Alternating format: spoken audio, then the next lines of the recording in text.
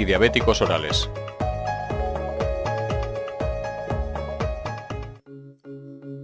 La diabetes mellitus es un conjunto de síndromes caracterizados por la presencia de hiperglucemia crónica, a la que en general se asocia otro tipo de complicaciones vasculares y sistémicas.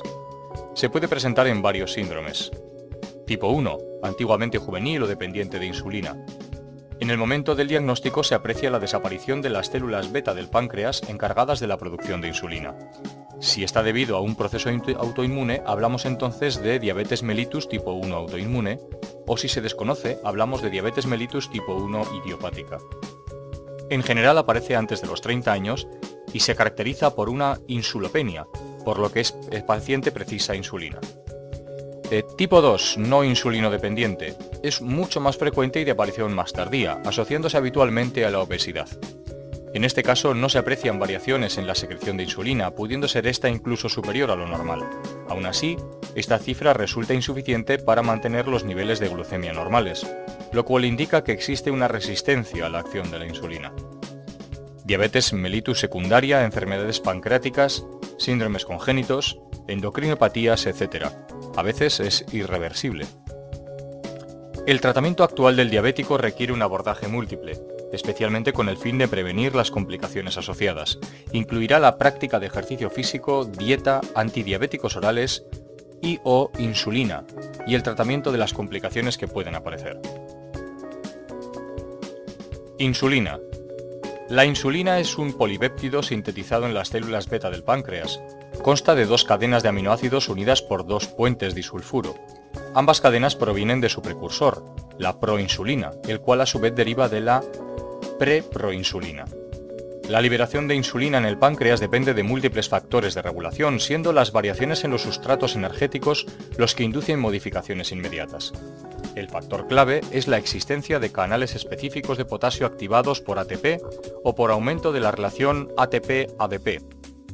A concentraciones normales de ATP estos canales se encuentran abiertos, manteniendo el potencial de membrana en reposo. Cuando el nivel de glucosa aumenta y penetra en la célula, esta es metabolizada, originando un aumento de los niveles de ATP. Este aumento de ATP cierra el canal de potasio, con lo que se inhibe la salida de potasio de la célula, originando una despolarización que activa los canales de calcio tipo L. El aumento de calcio en el interior de la célula es el que, en última instancia, determina la liberación de insulina. La glucosa en altas concentraciones sensibiliza a la célula para la liberación de insulina, en mayor medida de lo que lo hacen otros estímulos. Cuantos más moléculas de glucosa penetren en el interior de la célula beta, mayor será la superficie despolarizada, el número de canales de calcio activados y mayor la cantidad de insulina segregada. También otros factores como el glucagón o el péptido inhibidor gastrointestinal pueden generar aumento de calcio intracelular y provocar por tanto la liberación de insulina. La secreción de insulina es pulsátil y continua, incluso en el ayuno. Después de una comida se libera insulina en forma de pico, la primera fase, seguido de una segunda fase secretora de menor amplitud y mayor duración. Las diferentes formulaciones farmacéuticas de insulina intentan emular este perfil de secreción. Una vez liberada la insulina se fija receptores específicos, situados en las células insulinosensibles. La acción celular de la insulina es pleitrópica, es decir, se manifiesta en un conjunto de acciones celulares que involucran diversas funciones con una determinada secuencia temporal. En los primeros segundos tras la unión al receptor, se producen modificaciones en el mismo y se aprecia la activación del transporte de exosas, glucosa, así como otros efectos como alteraciones en la actividad enzimática intracelular, modificaciones en la regulación de genes, etc. Si se mantiene el contacto de la insulina con el receptor, aparecen las acciones tardías, inducción de la síntesis de ADN y ARN, proteínas y lípidos, influencia en el crecimiento celular, etc. El efecto más visible de la insulina es la reducción de glucemia, pero su influencia real es promover el almacenamiento de las fuentes energéticas y su correspondiente utilización en las células específicas. La activación del transporte de exosas se produce en las células musculares y adipocitos, pero no en las neuronas, ya que el transporte de glucosa en el cerebro no es insulino dependiente, por lo que aun con concentraciones bajas de insulina se puede asegurar la captación de glucosa. Por su parte, la insulina en el hígado favorece la actividad del glucógeno sintetasa, estimulando la síntesis de glucógeno a partir de glucosa e inhibe la gluconeogénesis, además de otros efectos metabólicos. Cuando las células beta del páncreas dejan de secretar insulina o lo hacen de forma deficiente, se requiere la administración exógena de insulina. Hasta hace poco tiempo la insulina utilizada procedía de la extracción del páncreas bovino o porcino. Actualmente es insulina humana, obtenida por técnicas de recombinación genética hasta obtener la insulina humana biosintética, que tiene una pureza del 100%. La administración de insulina se realiza por vía parenteral, generalmente subcutánea, ya que el jugo gástrico la inactiva. La absorción está influida por el pH de la preparación, la concentración, el lugar y profundidad de inyección, la vasodilatación local, etc. La absorción es más rápida en las siguientes condiciones: pH neutro, preparación soluble, menor tamaño de los cristales, mayor profundidad de la inyección. En el abdomen la absorción es más rápida, por lo que generalmente el efecto es menos duradero que en glúteo, muslo o deltoides. El metabolismo se da especialmente en el hígado y en menor medida en riñón. Su semivida de eliminación plasmática es de 2 a 5 minutos, aunque la acción biológica dura mucho más tiempo. La eliminación es por inactivación en el hígado y riñón. Hay múltiples factores que pueden influir en la duración del efecto, por lo que es preciso ajustar la dosis a cada paciente según su evolución. Con el fin de imitar la secreción endógena de la insulina, que se ha sintetizado diversos tipos de insulina que tienen unos efectos más rápidos o más lentos. Insulinas de acción rápida, insulina regular e insulina semilenta. Insulinas de acción intermedia, insulina NPH, protamina. Insulinas bifásicas, rápido comienzo y acción prolongada. Insulinas de acción lenta y ultralenta, protamina zinc. La única indicada para administración intravenosa es la insulina regular. La principal y más frecuente reacción adversa del tratamiento con insulina es la hipoglucemia. Para evitarla es preciso educar al diabético en las necesidades y acciones de la insulina y alertarlo sobre los síntomas característicos. Con los preparados de acción rápida predominan los síntomas de hiperreactividad vegetativa, simpática y parasimpática, sudor, temblor, taquicardias, palpitaciones, náuseas, sensación de hambre, que pueden llegar a convulsiones y coma. Con los de acción intermedia predominan los síntomas de afectación del sistema nervioso central, confusión mental y coma. Su tratamiento exige la administración inmediata de glucosa. En raras ocasiones puede aparecer reacciones alérgicas por contaminantes del preparado y a veces reacciones de resistencia por la aparición de anticuerpos antiinsulina.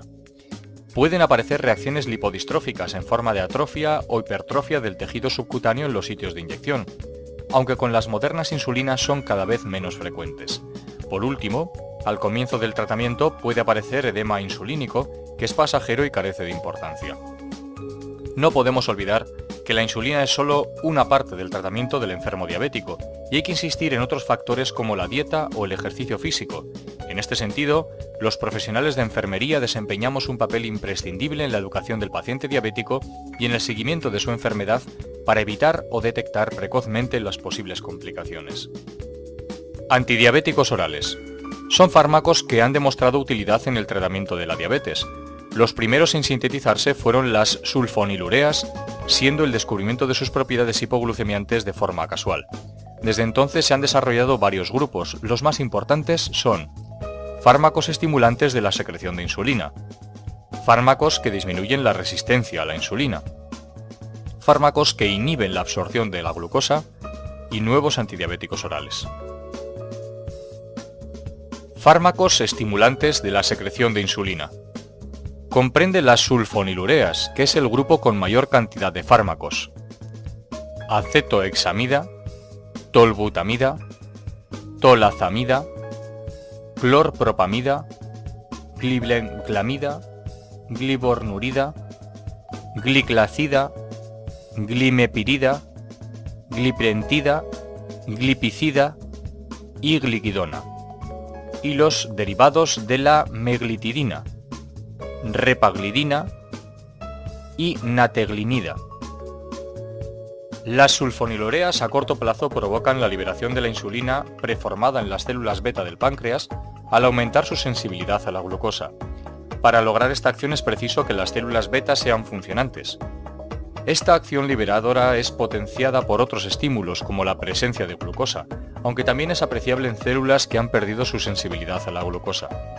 La consecuencia inmediata de esta acción es la reducción de los niveles plasmáticos de glucosa. Este descenso de la glucemia mejora los síntomas agudos de la diabetes y es variable de un fármaco a otro. Sin embargo, a largo plazo, la eficacia hipoglucemiante de las sulfonilureas es más problemática, ya que depende en gran medida de la capacidad de la célula beta de responder a concentraciones elevadas de glucosa. Cuando el paciente pierde su capacidad de producir insulina como resultado de la evolución de la enfermedad, las sulfonilureas pierden su efecto, al igual que si apareciese insulinoresistencia. Todas las sulfonilureas se absorben muy bien por vía oral y se fijan fuertemente a proteínas plasmáticas. El volumen de distribución es variable de unas a otras. La semivida varía desde 1 hora y media para la gliquidona hasta 24-48 horas de la clorpropamida. Se metabolizan en proporción variable, en algunos casos los metabolitos mantienen actividad hipoglucemiante. Presentan eliminación renal, aunque la gliquidona se elimina casi exclusivamente a través de bilis. Atraviesan la barrera placentaria y pasan a leche materna, por lo que no deben usarse en embarazo. La reacción adversa más frecuente es la hipoglucemia, que puede ser de intensidad y duración variable e incluso puede llegar a ser mortal. Debe evitarse su empleo en ancianos, enfermos hepáticos y renales. Pueden producir aumento de peso y en ocasiones producen molestias gastrointestinales ligeras y reacciones de hipersensibilidad o alteraciones de la médula ósea. Presentan importantes interacciones con otros fármacos y dado que su eficacia hipoglucemiante está en estrecha relación con sus niveles plasmáticos, estas pueden tener relevancia clínica importante, con lo cual antes de asociar cualquier tratamiento a las sulfonilureas deben revisarse la posibilidad de interacción. La meglitidina es una secuencia de la sulfonilurea glibenclamida, de la que derivan dos análogos, la repaglidina y la nateglinida, que al igual que las sulfonilureas provocan la liberación de insulina. Pero a diferencia de lo que ocurre con las anteriores, su acción es dependiente de glucosa, ya que en ausencia de la misma no son capaces de actuar. Por este motivo disminuyen el riesgo de hipoglucemia en ayunas, aunque pueden provocarla en función de la dosis. Además, logran una liberación y secreción de insulina más ajustada a los niveles de hiperglucemia postprandial, con lo que se consigue un mejor control de los niveles de glucemia después de las comidas, actuando con mayor rapidez que las sulfonilureas. Ambas se absorben con rapidez y se metabolizan en el hígado. La nateglinida tiene una vida media superior a la repaglinida. Pueden ocasionar molestias gastrointestinales moderadas y en raras ocasiones reacciones de hipersensibilidad. También incremento de peso. Otra ventaja respecto a las sulfonilureas es que no se han descrito interacciones con fármacos inhibidores de su metabolismo. Fármacos que disminuyen la resistencia a la insulina. Se trata también de dos grupos, las biguanidas, cuyo fármaco representante es la metformina, y las tiazolindionas o glitiazonas, entre las que están la rosiglitazona, pioglitazona y la ciglitazona. La metformina es un antihiperglucemiante, pero no un hipoglucemiante. Por ello no produce una hipoglucemia, sino que reduce la hiperglucemia basal y postprandial del paciente diabético. Aunque no afecta a la secreción pancreática, no es activa en ausencia de insulina. Produce efectos variados, entre los que destacan el aumento de la penetración de glucosa en los tejidos con aumento de su metabolismo, la reducción de la gluconeogénesis hepática y de la síntesis de glucosa, y la reducción de la absorción intestinal de glucosa. Puede tener acción sobre lipoproteínas, disminuyendo el LDL y aumentando el HDL.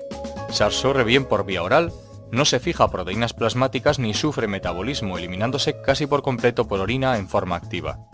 Su semivida de eliminación plasmática es de 2 a 4 horas. Las reacciones adversas más frecuentes son las gastrointestinales.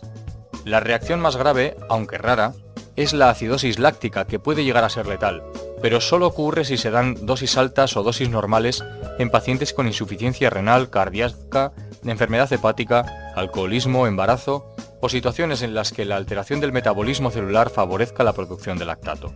Por lo tanto, no debe usarse en estas situaciones. Las glitiazonas son fármacos hipoglucemiantes que se caracterizan por sensibilizar o aumentar la acción de la insulina, pero sin incrementar su secreción.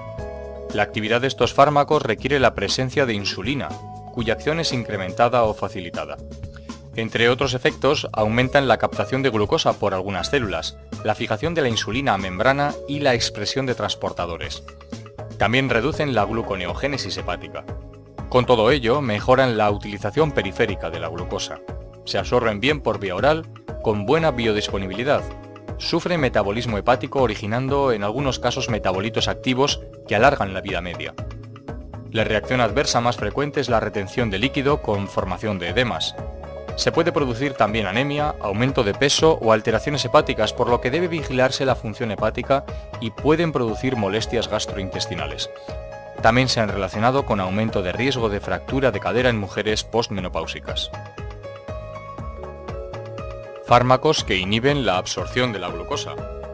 Son los inhibidores de las alfa-glucosidasas, especialmente la acarbosa y el miglitol. Los hidratos de carbono son hidrolizados en el tubo digestivo en monohidratos para poder absorberse por medio de las alfa-glucosidasas. La inhibición de estas enzimas reduce la formación de monosacáridos y por lo tanto la disponibilidad de glucosa y otras hexosas para ser absorbidas en el intestino, produciendo una elevación postprandial de glucemia menor y más tardía. Pueden utilizarse conjuntamente con los anteriores fármacos. Las reacciones adversas más frecuentes son de tipo gastrointestinal y mejoran al avanzar el tratamiento. No suelen producir hipoglucemia salvo asociados a insulina o sulfonilureas. Si aparece hipoglucemia, ha de administrarse glucosa, ya que los azúcares más complejos no serán absorbidos. Debe evitarse su uso en caso de insuficiencia hepática. Nuevos antidiabéticos orales. Están basados en las incretinas, que son hormonas gastrointestinales liberadas después de la ingesta de alimentos, estimulando la secreción de insulina. Así, los simuladores de las incretinas activan el receptor para su liberación. La exenatida se administra por vía subcutánea 2 veces al día, generalmente antes de la comida. Sus efectos secundarios más comunes son las náuseas y los vómitos. La hipoglucemia es poco común, salvo que se combine con otros fármacos. No debe administrarse en pacientes con insuficiencia renal moderada o grave. Por otro lado, la dipeptilpeptidasa 4, DDP4, es una enzima que desactiva las incretinas. Al mantener la acción de las incretinas, aumenta la secreción de insulina, disminuye la de glucagón y mejora la hiperglucemia postprandial y en ayunas. Se pueden administrar por vía oral como monoterapia o en asociación con otros fármacos y en general producen pocos efectos adversos.